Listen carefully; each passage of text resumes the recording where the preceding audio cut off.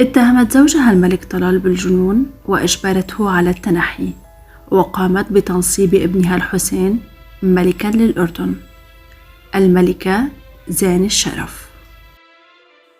ولدت زين الشرف بن جميل في 2 أغسطس 1916، وهي والدة الملك الحسين ملك المملكة الأردنية الهاشمية وزوجة الملك طلال. والدها الشريف جميل بن ناصر بن علي الذي شارك في الثورة العربية الكبرى، ووالدتها وجدان هانم بنت شاكر باشا القبرصي والي مقاطعة إزمير، وشقيقها الشريف ناصر بن جميل الذي شغل منصب القائد العام للقوات المسلحة الأردنية وكبير مرافقين الملك الحسين بن طلال.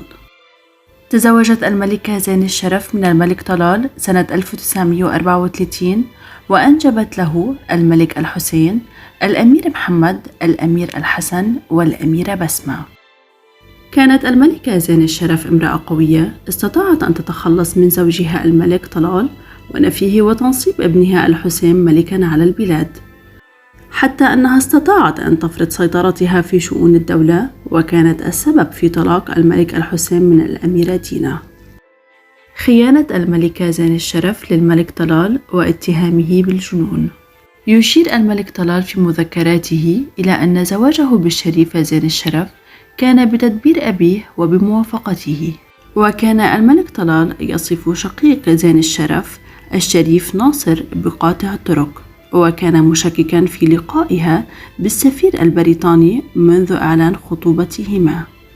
وقال طلال أن زين الشرف حاولت إلصاق صفة الجنون عليه إضافة إلى محاولاتها المتكررة لقتله، ونجحت الملكة زين الشرف والجنرال البريطاني جلوب باشا ورئيس الديوان الملكي آنذاك عبد الرحمن خليفة والوزراء وقادة الأمن وشوكة الساطي الطبيب الخاص للملك طلال من تنحية الأخير ونقله إلى مدينة إربد الأردنية، ثم إلى مستشفى للأمراض العقلية في القاهرة، ثم تم نقله إلى مستشفى بتركيا.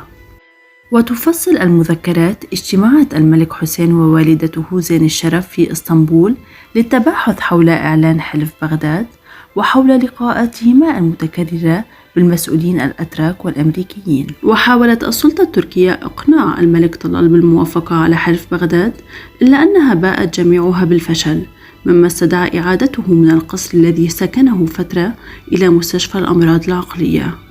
وعندما حاول سفير الأردن في لندن الشريف حيدر عبد المجيد إقناع زين الشرف والملك حسين بأن الملك طلال في كامل قواه العقلية وضرورة إخراجه من مستشفى الأمراض العقلية في تركيا، رفضا كلامه وأمرته الملكة بالخروج من القصر. محاولة الشريف حيدر دفعت زين الشرف إلى تكثيف حصارها على زوجها، مما أوجد تعاطفا من مدير المستشفى مع مريضه، فأعاد الفحوص الطبية لتثبيت أن طلال معافى، لكن خروجه يتطلب أمرا من الأسرة المالكة في الأردن، وهذا الأمر كان مستحيلا.